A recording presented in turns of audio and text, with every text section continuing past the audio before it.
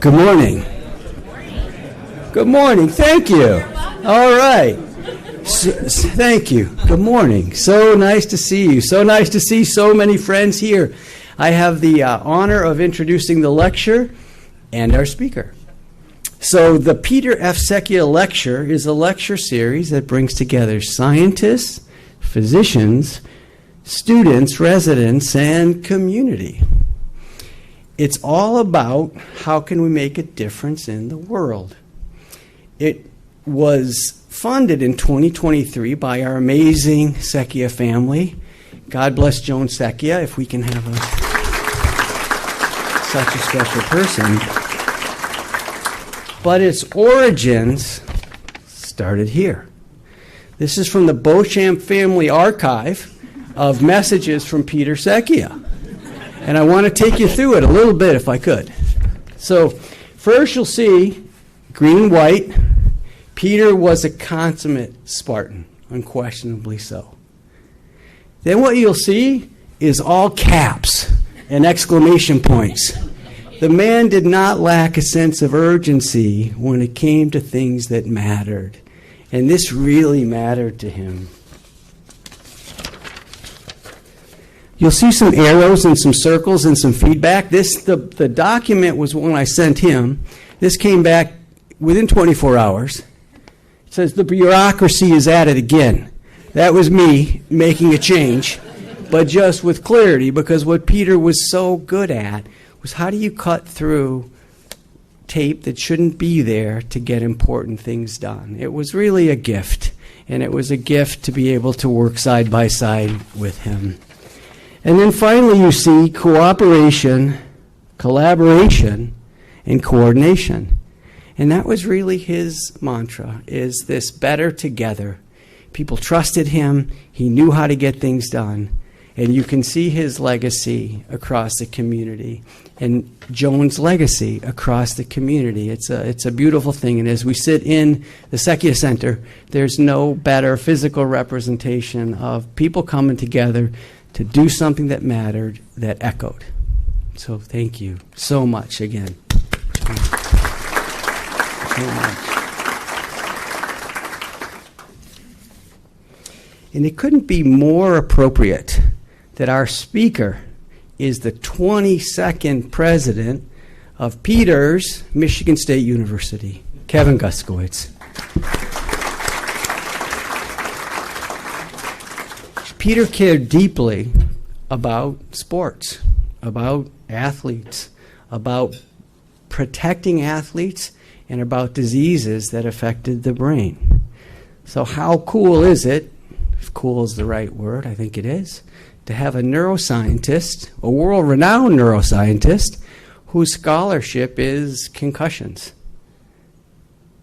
Over 200 published papers in the literature, and he is the guide for safety for athletes in the NCAA and the NFL. Really remarkable impact. Now, Peter was very passionate about innovation and transformation. President Guskiewicz was named Time Magazine's Game Changer and one of America's problem solvers in innovation and inspiring change. So again, pretty cool. He's our speaker. Kevin also brings experience as a leader. He comes to us having served as the chancellor at the University of North Carolina. And so Peter was all about hitting the ground running, and to have someone that's such an accomplished leader coming to MSU is really, really important for us. But perhaps most importantly is Peter had a saying, you can't make a good deal with a bad guy. Can't make a good deal with a bad guy. Bad person. Kevin Guskiewicz is a good person. What's most clear about Kevin when you meet him is he leads with his heart, he's in the moment, and he wants to make a difference. So we at Michigan State University are super blessed to have Kevin Guskiewicz as our president. And I know somewhere up in heaven, Peter has an agenda like this one, right? And there's no lines or exclamations, there's just a big smiley face. because he's so happy this morning. So with that, I welcome Kevin Guskiewicz, our speaker.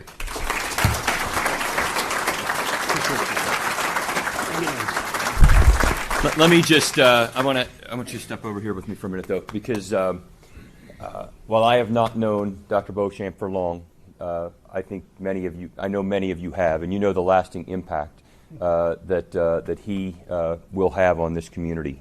I saw just a bit of it yesterday. I'm in week 11 right now as your 22nd president, but we are grateful for what you've done in East Lansing, what you've done here in Grand Rapids, what you've done in Detroit, what you've done all over the state in this leadership role, and you will be missed, my friend. And but we know you know where home is. You will return home. So thank you.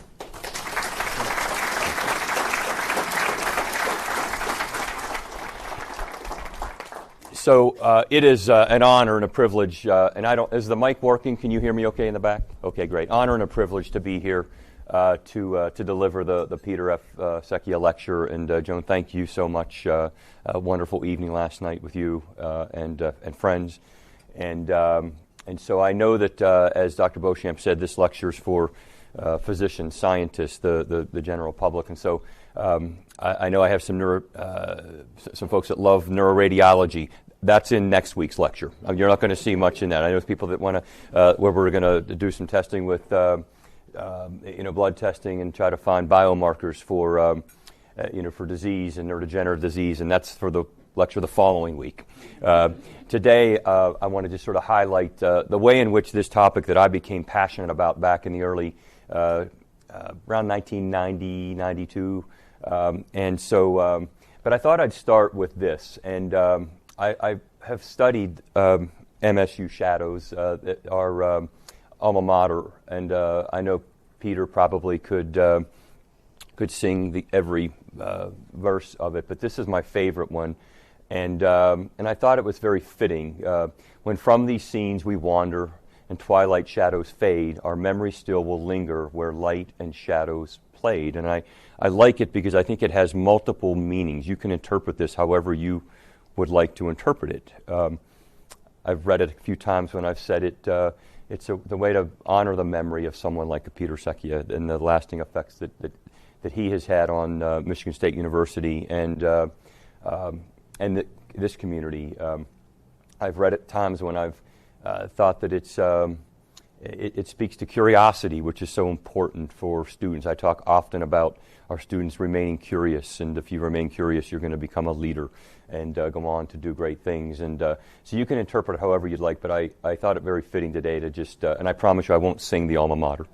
That wouldn't be good for anyone. But anyhow, I thought I would start with that, and I wish I had the opportunity to meet Peter Secchia, because I've just heard so many amazing things about him, and but his legacy certainly is intact, not just today, but his legacy will live on here in this community and for Michigan State. But I'm going to jump to this slide and let you know that, and this is just to wake everybody up. And if you watch this for too long, you end up with a sore neck or a headache. But this is what really inspired me back in the early 1990s to get involved in sport-related concussion. I was working for the Pittsburgh Steelers and on their medical staff, and I didn't understand why I would be sending a guy like this back into the same game with a suspected concussion when we'd hold another player out for 2 or 3 weeks with an injured knee. And it was in large part because we just didn't have the right tools in our toolbox. And I said, I'm going to go on, and I went off to the University of Virginia to start. Okay, I'll switch that because somebody's going to end up with a headache. But I could show you a whole host of videos that we've captured over the years, and we've broken down certain plays where a player sustained a concussion or they didn't sustain a concussion. And we were trying to figure this out. There was so much misinformation back in the early 90s, and it was at that point where the NFL and the NCAA started realizing we have to do something about this. And I was proud to sort of be on the front end of that as I went off to UVA to do my doctoral work in neuroscience and sports medicine. But I thought I'd just take us back a little bit before we take a look at where, how far we've come. And I dug this up. This is from a presentation I gave back in 1998 after I had really become intrigued by this, and we had conducted a study looking at over over 1,000 concussions in high school and collegiate football players. And the biggest challenge at that time was that the diagnosis and the management of concussion was so frustrating for clinicians. We didn't have enough tools in our toolbox. It was a very subjective assessment and just a limited amount of quantitative information. And we were using grading scales back then. And I actually pulled this up to show you that these are just three of the, and for the physicians in the room, you probably remember these grading scales. We had the Cantu grading scale. Bob Cantu is a great friend of mine. Bob's in his mid to upper 80s now, up in Boston, and was a mentor of mine. There was the Colorado Medical Society guidelines that came out. There was the American Academy of Neurology guidelines. And as I began to look at studying these 1,000 concussions, I said, there's only about 10% of them that involve any loss of consciousness. That's what LOC means. And only about 25 to 30% involved amnesia. That's what the PTA is, a post-traumatic amnesia. And so why in the world would we be grading these and assessing the severity of a concussion on two parameters that show up very infrequently? You're more likely to have blurred vision, dizziness, some headaches, and so there are a whole host of other signs and symptoms that we probably needed to be building into this diagnosis. So fortunately, these grading scales went away. We said we shouldn't be using them, and that was one of the first discoveries that our team back as I left UVA with my doctorate, went off to UNC. But then we started looking at, well, of these 1,000 concussions in high school and collegiate football players, how are we managing them? And we realized that we were returning a lot of them back to play on the same day of injury. 33% of grade 1 concussions, when we did grade them retrospectively, returned on the same day. And this is a cumulative bar, so what's in the first set on same day shows up in the next set and shows up in the third set. But by day 3, 78% were returned to play. And then in grade 2, where there was some amount of PTA or LOC, they show up. We're returning 30% of them within 3 days. And what we've learned over the years is that that's just nowhere near enough time to recover from this injury. So fortunately, in fact, we said, what's going on here? Like, this is not good.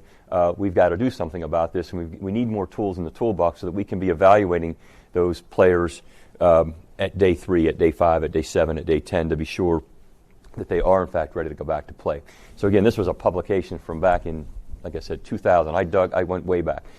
Then along came a lot of conversation around CTE, chronic traumatic encephalopathy, and the media began to play a role in this, and they were very critical of the NFL and the way that they were managing this. And on any given week, back in the early to mid 2000s, you'd begin, pull up an article on this. And the problem is that there was a lot of misinformation, and science wasn't driving this. There was a lot of speculation, and there was a case, the movie Concussion, which probably should have been called CTE, not Concussion, was the 2015 film with Will Smith, and based on Mike Webster, a Pittsburgh Steeler that I actually had the opportunity to meet when I was working with the Steelers. He had already retired at that point.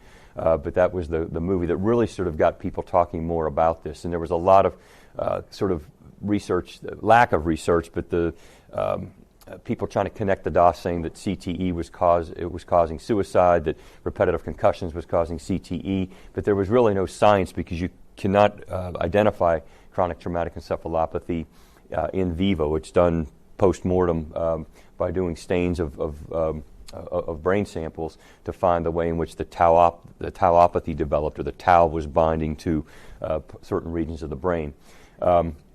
But this sort of just kept going on. The media campaign, it just became, it sort of got out of control to the point where the NFL, finally, the NCAA said, we've got to do something. We're going to preserve contact sports such as football. And that really was my goal. I mean, I think that there's so much good that comes from sport and participation in sport, but parents were pulling their kids out of sport. And this was a point where childhood obesity and diabetes was sort of hitting an all-time high, and now we have parents pulling their kids out of sport, and not just football, but lacrosse and soccer and other sports that really we felt needed to be part of society, such that they could, we could keep our kids healthy.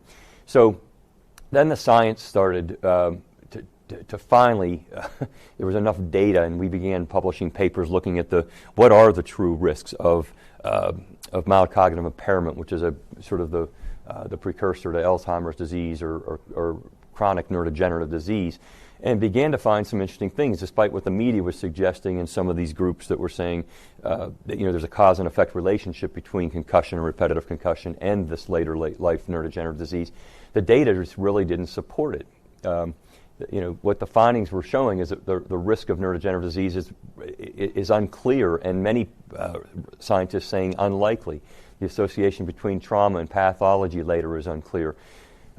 Suicide is actually less common among athletes. There were 3 major papers that were published back in around 2008, 2010, shortly after we had published some papers questioning this.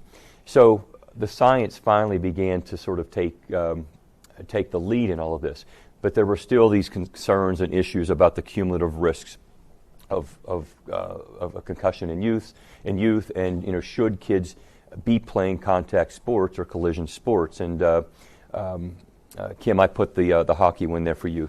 Tim Horton, Thunder Bay. Kim's from Thunder Bay, which is sort of the hockey capital of the world, right?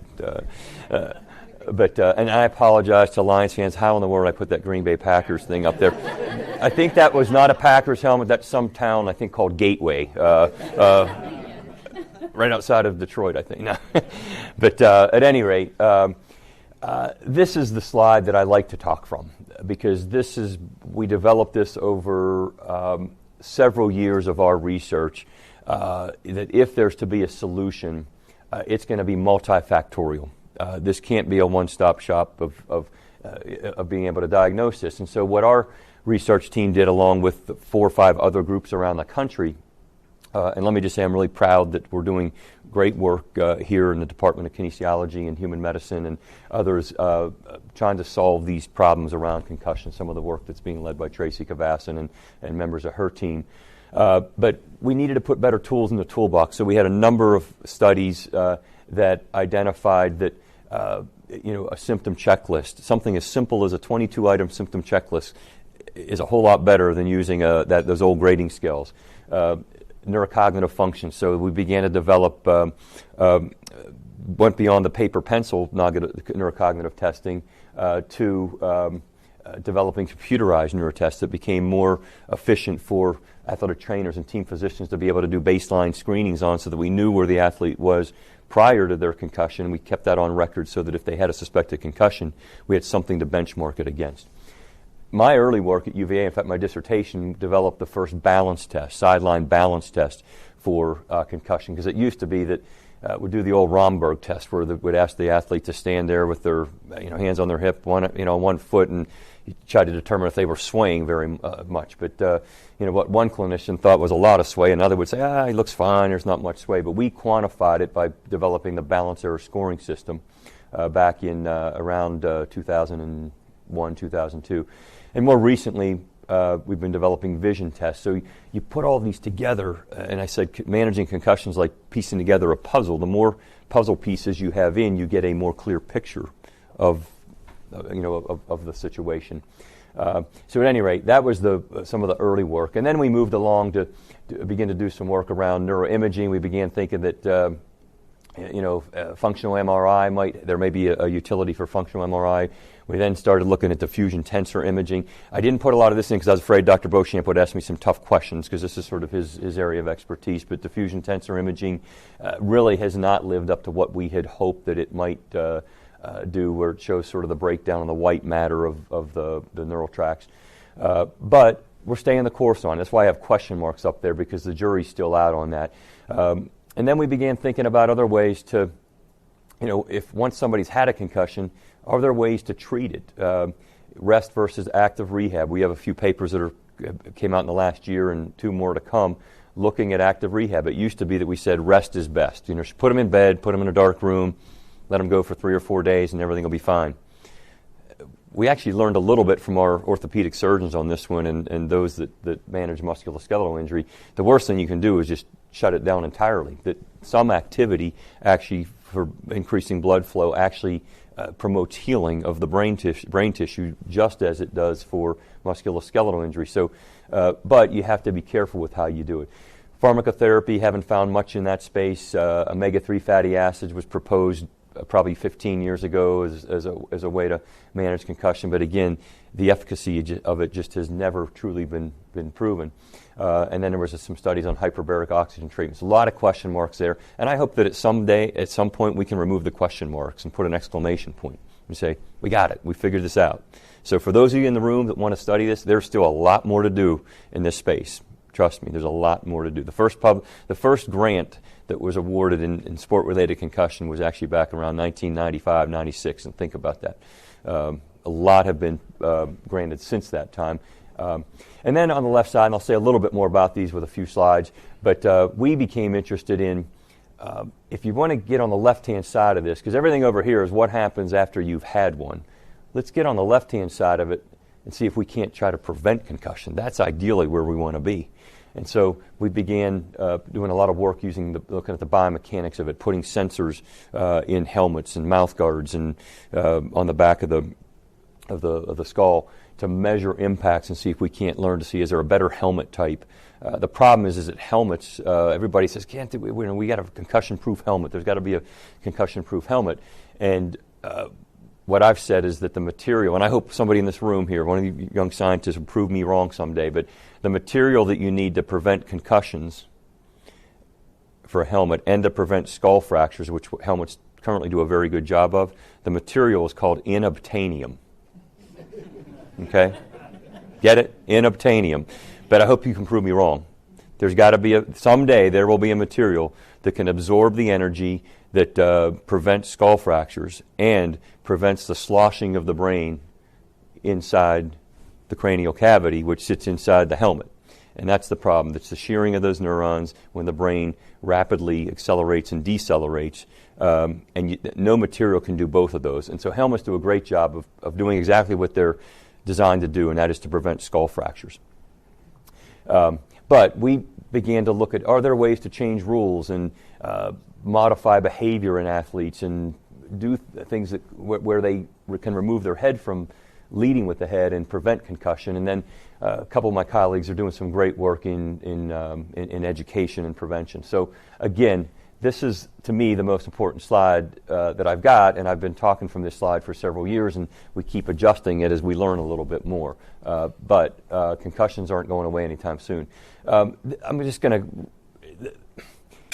In around 2009, the state of Washington and Oregon, they introduced the first state concussion laws in the country that required baseline testing for high school athletes, prevented same-day return to play after a suspected concussion, required a physician to sign off on this. It was called, the first one was called the Zach Lystedt law, because Zach Lystedt died of a second impact syndrome playing I think it was junior high football in the state of Washington. And then over the course of, from 2009 to about 2014, every state in the country and Washington and D.C. adopted their own state concussion law that really made a difference. And it basically, we began identifying concussions that went unnoticed. And so what you see here around 2009, 2010, began to see this spike in concussions, overall concussions, and then competition-related concussions, the incidence per 10,000 athlete exposures. And everybody thought, oh, wow, there's a concussion crisis. And I said, no, this is actually a good thing, because what's happening is that we're finally identifying the concussions that went undiagnosed, unrecognized for decades, because we finally had some tools in our toolbox. We had some requirements that physicians were doing a great job of holding players out. We knew that once you had one concussion, if you went back within the first week, you were more likely for that second concussion. So we did a better job of managing these, and they just went they were finally being diagnosed. So it was not a concussion crisis, and as a result, some of those concussions, if you add up all those back in 07, 08, over 30%, if you 21% plus whatever 14%. They were returning within, the first 3 to 6 days. Fast forward now, after these concussion laws are in place, very few were returning within those first 6 days, less than 10%, less than 8%. And a lot of players, we were ending their season and or they were retiring from their sport. So it made a difference. And so I love this headline because it basically said that science has evolved to the point where we began to put policies in place, making rules changes, and that finally, this was a headline on Super Bowl Sunday back in I don't know what year this would have been, but it basically said we're finally, this is going to be the last generation that can claim that ignorance about brain injuries because the science had evolved. These are some of the sensors that have been used over the years. We've captured close to 1 million impacts now using this helmet sensor that in real time tells you the impact's magnitude, the location of the impact on the side, within the player's helmet. And we were able to do some really cool things back in 2011. I was on the NFL's head, neck, and spine committee, and I said, you need to change your kickoff rule because our data showed that the kickoff was the most dangerous play in football. Because you have 11 players running at 11 players colliding at high speeds, high velocities. And I said, if you get all the players up on the line of scrimmage rather than allowing them to have a running start, and if you move the kickoff line up from the 30-yard line to the 35-yard line, you will reduce the number of concussions. And I went and presented this. I was invited to present it to the competition committee at the NFL Combine. John Madden, who was alive at the time, was on the competition committee. He was the smartest person at the table. He asking me the toughest questions, the same questions Dr. Beauchamp would be asking me right now. And I basically, in about an hour-long presentation, I convinced them to make the change, to move the kickoff line up to the 35, and that they'd see more touchbacks. And sure enough, that year, after they introduced it, we saw a 33% reduction in the number of returned kickoffs. But more importantly, we saw a 42% reduction in the number of concussions sustained on the kickoff play that year. And the NCAA then adopted the rule change the following year, and it has evolved. In fact, if you pay attention, they actually changed it again this year. Now, the concern is, I'm interested to see what the data look like after this year because they want a little more excitement in the game. They want to see more returned kickoffs. And so they've changed it again, and it was that recommendation was not our research team's recommendation. So we'll see how this number. I hope it doesn't go back up. But this is just an example of where science and changing policy and rules can have an impact and influence change and protect players. And so, at any rate, this is just an example. We've also done some work. This is what in the center here, the data on that's one player, the number of impacts. 42 impacts in one practice session and has sustained a concussion. We said, you've got to take your head out of the game. And this was a New York Times reporter that came down and did an article on us. And we started this project called BMOD, Behavior Modification, to basically modify using this technology to teach players how not to lead with their head and to change their technique. And this also made a difference. And so again, it's about preventing the injury so you don't have to treat it.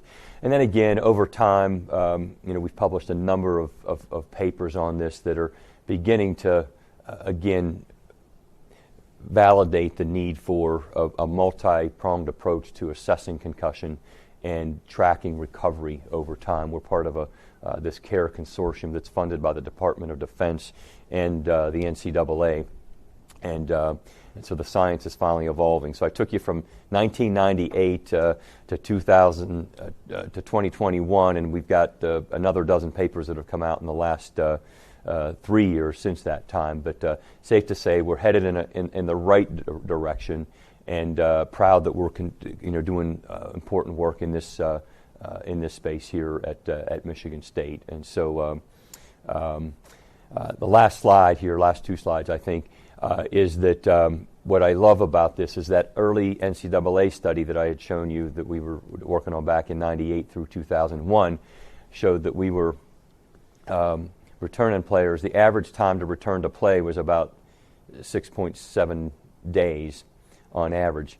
And with all the education, all the research, it's now up to nearly 2 weeks. Now, do football coaches like this? No. But I have to say that they've gotten on board as well. And Coach D'Antonio, who everybody in this room knows Coach D'Antonio. He was just our convocation speaker 2 weeks ago. I gave a talk with him. The first time I met him was about 15 years ago. It was the Anatole Hotel in Dallas. There was 5,000 football coaches, high school up through NFL coaches, in this huge ballroom. And they invite me to give a talk to 5,000 football coaches on sport-related concussion. And Coach D'Antonio is the keynote speaker right after me. Who do you think they were there to listen to? So whenever I caught up with Coach D'Antonio in Minneapolis for the men's Big Ten basketball tournament, I said, Coach, you might not remember, but we gave a talk. And he goes, oh, I do remember. And I said, I was your warm-up act. And believe me, they were there to listen to you. But at any rate, we've come a long way since that time, and proud of the work that we've done. So in conclusion, what do we, there's still so much that we don't know. So my message to those of you that are, that I can get excited about sport-related concussion research, there's so much more that we have to learn here, even though we've come so far. We don't yet know what the threshold is for a concussion. Everybody thought when we started putting sensors in the helmets and would be able to say, oh, it takes 102 Gs or 85 Gs to cause a concussion. That threshold doesn't exist, and I'm not sure that it ever will, because there's something to be said about the number of impacts that you've taken in a lifetime that might lower your threshold for sustaining an injury. And we don't know any specific age at which kids are safer to begin playing contact sports. It's about protecting them and teaching them the right technique, whether it's heading a soccer ball or checking in hockey or tackling in football. We don't know if playing contact sports for any number of years predisposes someone to mild cognitive impairment or Alzheimer's disease or chronic traumatic encephalopathy. But we've got to continue to do this work. And I do think that we will soon have enough prospective studies to track these former players over a lifetime as opposed to one point in time. These cross-sectional studies do not answer the question. You can't identify a cause and effect relationship. What we think we know is that concussion education, state concussion laws are working, that there's not a concussion crisis or an epidemic. We think that behavior modification, beginning to think about active rehab and getting them moving a little bit earlier, rules changes have great promise. And we think we know, while important, protective equipment, helmets and things have limited effect on directly preventing concussion. Helmets are important, okay, but they protect serious brain injuries and skull fractures. And mouth guards have been proposed, these tri-laminated mouth guards. A number of companies have said, oh, that'll prevent concussion. They don't. We've done the biomechanical studies on them, and they don't, so don't let anybody fool you. What can we do? We have to have intelligent conversations with athletes, coaches, parents, school administrators, so that everybody's on board, policymakers, about the facts surrounding concussion and the chronic neurologic impairment, because there's a lot of misinformation out there, and we can do better, and science needs to lead as we move forward. So this was a really fun day. It might have been like day 17 or something like that. I think it was around March 23rd. I started on the 4th, so you do the math. At any rate, this was in, down below here was when we won the Big Ten championship in gymnastics. And then we jumped right across the road, went over to Mon Arena, and we won a Big Ten championship in hockey. I didn't think anybody in the room would be okay. I thought y'all would be okay with me ending with this. That was a fun day, so thank you. And this is why I love doing in this work, and have I have so many graduate students, undergrads that have gone on to do this work, and it makes me proud to know that we're protecting our athletes, and so that we can, because sport is part of our society. We're a sport-crazed society, and that's a good thing, but we want to keep people playing safely. So with that, thank you, and if we have time, I'll take some questions. You tell me how we're doing on time. You do have time? We do have time. Great. Dr. Sousa. Yeah, Aaron Sousa. I'm a general internist, and first of all, your data is remarkable, and so many concussions. I presume that there are some first concussions, some second, some third in that. Do they behave different? Oh, sorry. I was wondering if first, second, third concussions behave differently, and whether you can see that in the data. Yeah, it's a great question, and for the most part, they do. That, as I said earlier, once you've had one concussion, you are at an increased risk of sustaining a second one, but it also depends on the interval between the first and the second one. What the more recent data suggests is that if you have the proper time out from going back to to participation, minimizing those secondary insults, you do some of the active rehab, that next one will behave more like the first one. If you don't do that, the data show that the symptom scores are more significant, the balance disruption is more significant, the cognitive impairment, there is an accumulative effect of that, which is why we're really placing so much emphasis now on that recovery period, and I think that people are finally getting it. I think the NFL, if you look at the concussion protocol and the number of, and we were part of helping to develop that, the number of days lost each year, total days lost in the NFL due to concussion has gone up every year since about 2014. So, but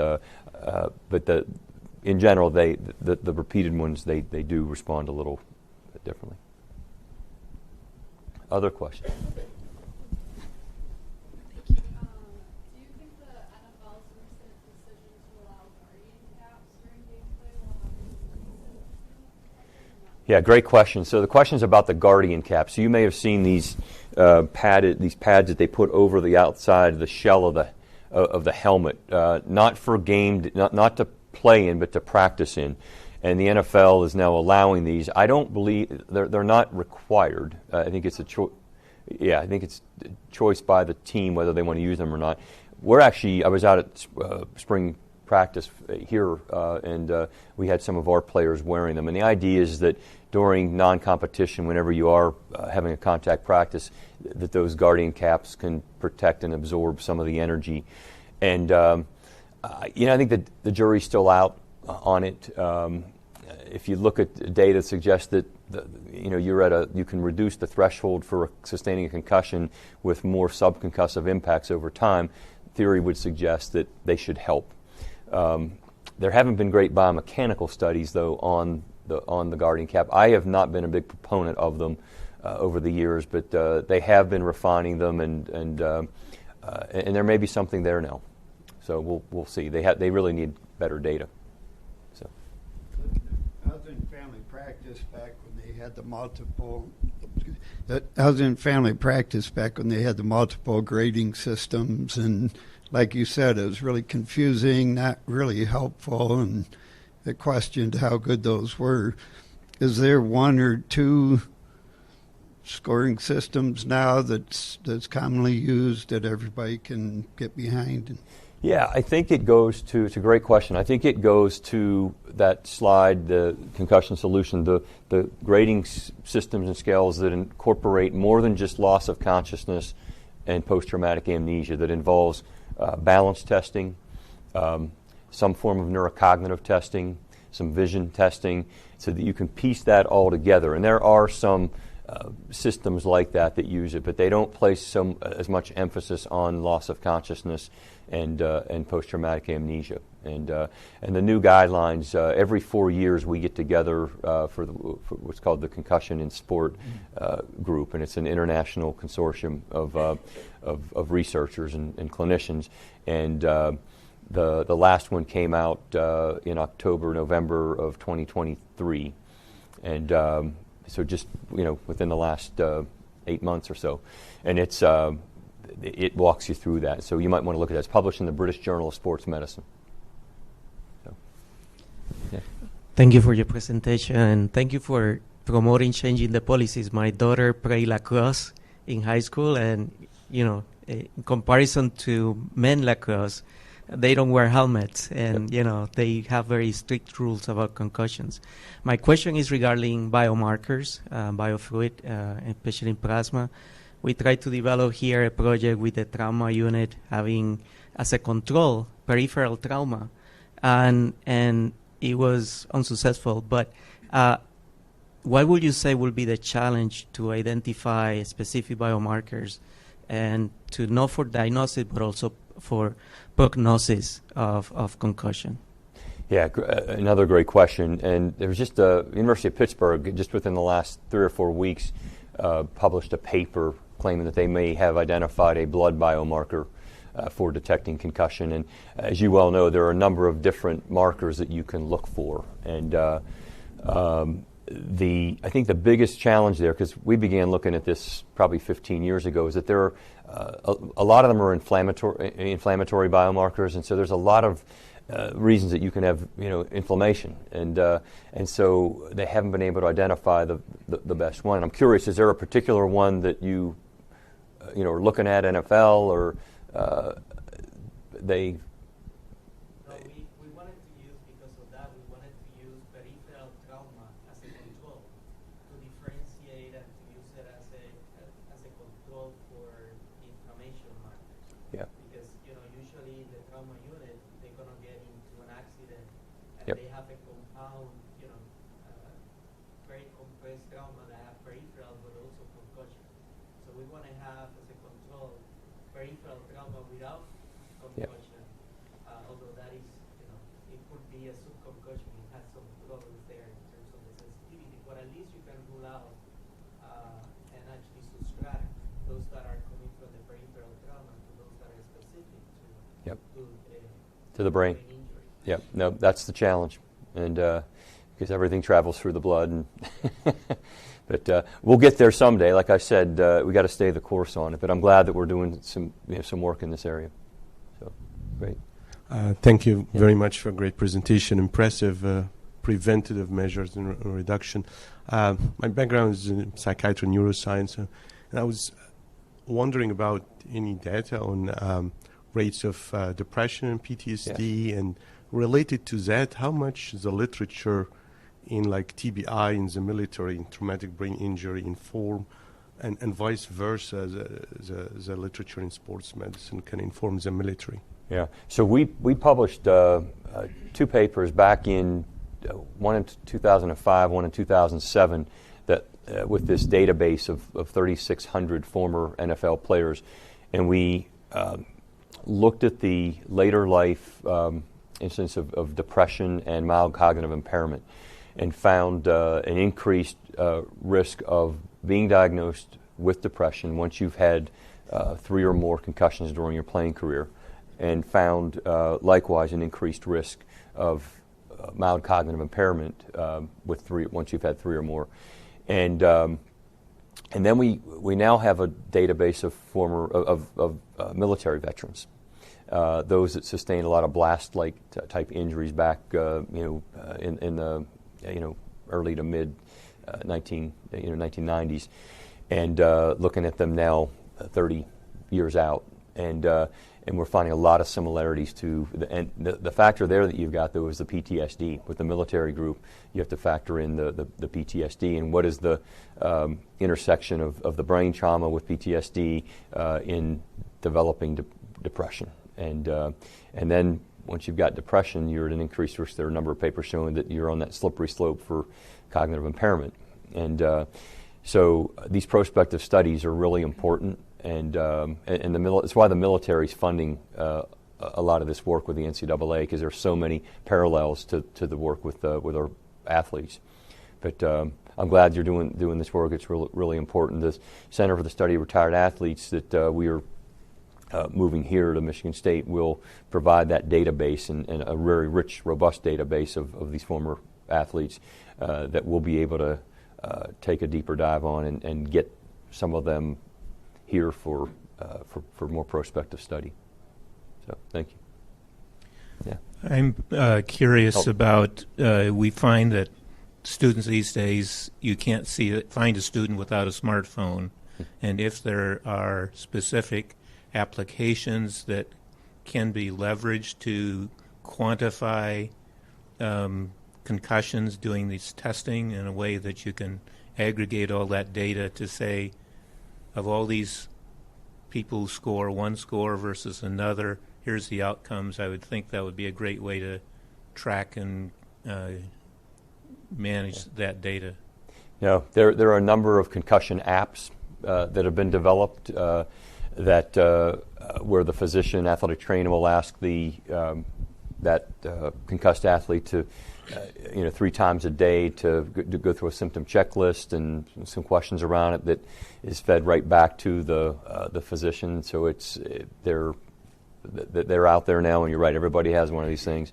The question is if you're trying to shut them down and eliminate screen time, which is typically what we try to do for those first 3 to 5 days post-injury, does it create, is it setting them back in some way? So sometimes we'll have the parent walk through it with them to complete the questionnaires and things. But the problem is that there aren't enough studies to show that this app is better than this app. So we need studies of that technology is so important. So that's a great point. Yeah, thank you very much for a great presentation. This is really informative. Well, you didn't talk about another sport, however, in which the intention is to cause concussion, and that is, boxing and fighting and that sort of stuff. And one of the things we have learned is that there are different vulnerabilities, and some of this is genetic. For example, some of the same risk factors for Alzheimer's are also risk factors for long-term consequences in boxers. Have you been investigating that, and is that something you can do with this group that you have of retired athletes to see if, in fact, you could find vulnerabilities for developing these sorts of problems? Yeah, so I love the question. Let me first just say that I am not a big fan of boxing. Having said that, I have a son. My oldest son works for a company called Sport Media Technology. Sport Media Technology is a company out of Durham, North Carolina. They do everything from golf tracking. They put the sensors where you can track golf balls for the golf tournament. You'll see it, to sensors on hockey players to measure the speed on the ice, to putting in MFFA, whatever the boxing is, on their sensors on their wrists for the entertainment, the joy of knowing how hard somebody thinks. I mean, I'm like, really? Like, I'm out here trying to prevent concussion. I have a son that's working for a company that's, in some ways preventing this sport. He says, "Dad, I got to make a living. So you told me it was time. I was coming off the payroll." I'm like, "All right, Jacob, you got me there." At any rate, I am one of the prospective studies that we are involved with does involve some boxers, and we're looking at genetic predisposition. And as you well know, because your work's really great work in this space. Those with the homozygous APOE4 allele are more predisposed to Alzheimer's disease, and there's been a number of studies, as you know, in this space. So the question is, should we be doing genetic testing that tells that athlete at some age in life, you're a homozygous APOE4 allele, you got to play tennis, not football, lacrosse, or soccer. Tennis is good, right, Joe?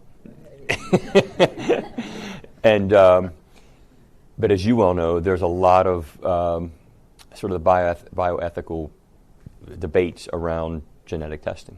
And so this study that we have of former NFL players studying them prospectively over 10 years will help us to better answer that. If there's a certain genetic makeup that puts you on that slippery slope. We don't have enough boxers, unfortunately, to get back to your original question, in the database to be able to answer it with boxers. But I think we have enough football players that have taken those impacts. The genetics can point to intervention. That's I agree. No, I think you're right, and that may be the outcome of what we find. So we'll talk more about it. I'd love to get your perspective on it. Thank you for your presentation. My orthopedic and ER colleagues describe a huge number of increased injuries in pickleball players. Wow.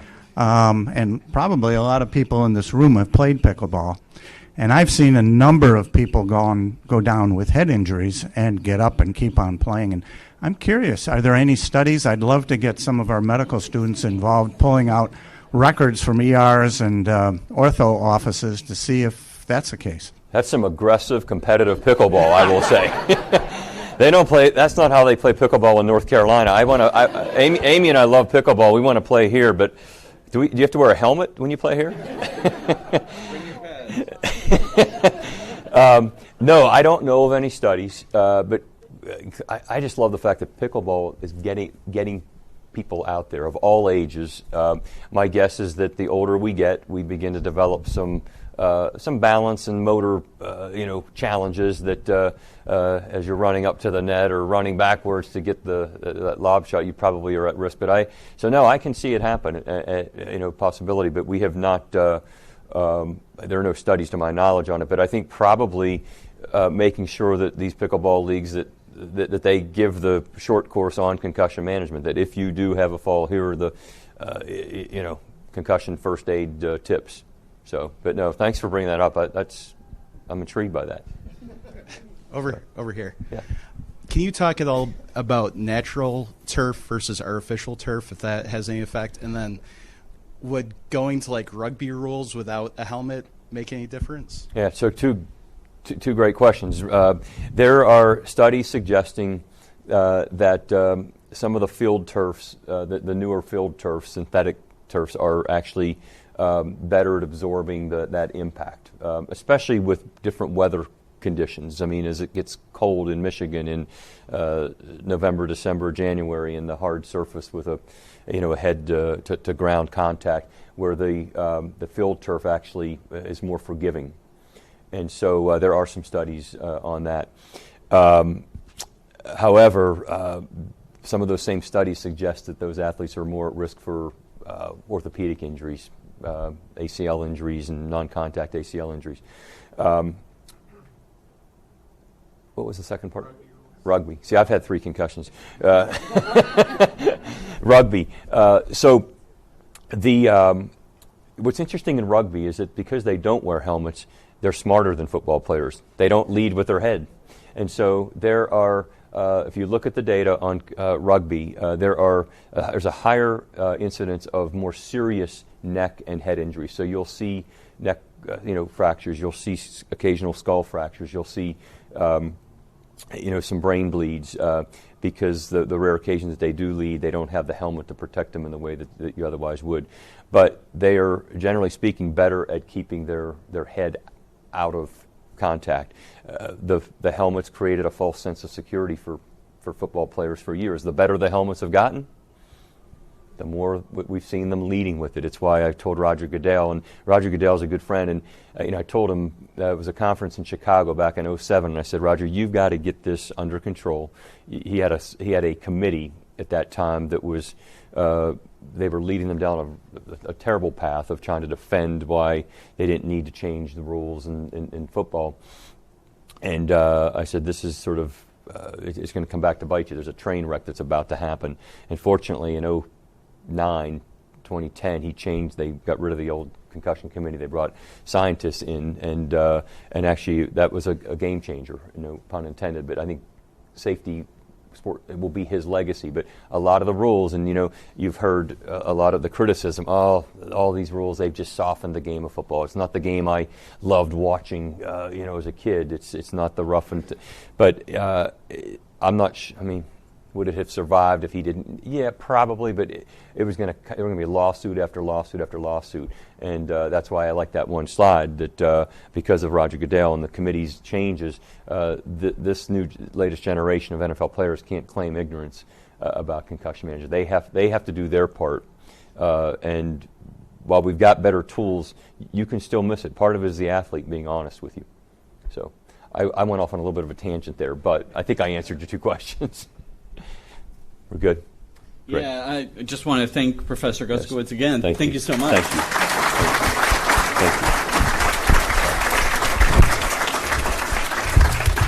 you. Yeah, you don't want to lose that. No, I want to. I'm Aaron Souza. I'm the dean of the college. I want to thank you all so much for being here to listen to this wonderful talk and the great questions and the future work. It's great to see some students here, and so I appreciate all of you coming, particularly those of you who are here out of curiosity. One of the great things that a university does is foster curiosity. It is the core feature of higher learning and the good that we can do in the world. So I appreciate you all feeding not only yourselves breakfast, but feeding your curiosity. I think it's a great honor to Peter and Joan as well, because you sit down with Peter, and he had an opinion about everything. But he was also intensely curious about everything that was going on, whether it was sport or medicine or trees. He was interested in it. And I think that is a wonderful legacy that we're celebrating. Thank you all for being a part of it.